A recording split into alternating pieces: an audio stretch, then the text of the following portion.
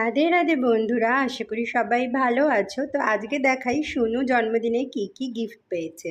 সবার প্রথমে তো দেখো এতগুলো চকলেট পেয়েছে, তো সবাই ওকে চকলেট দিয়ে গেছে।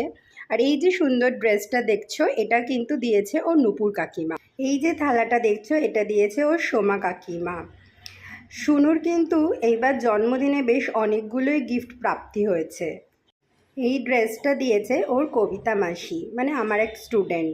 তার সাথে দিয়েছে এই সোনার টিপটা। এই থালাটা দিয়েছে সীমা কাকিমা। এখানে দুটো ড্রেস পাঠিয়েছে ওর লক্ষ্মী কাকিমা।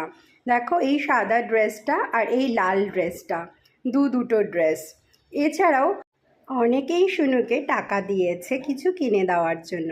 আর এই যে ড্রেসটা দেখছো, এটা বানিয়ে দিয়েছে ওর মাম্মাম।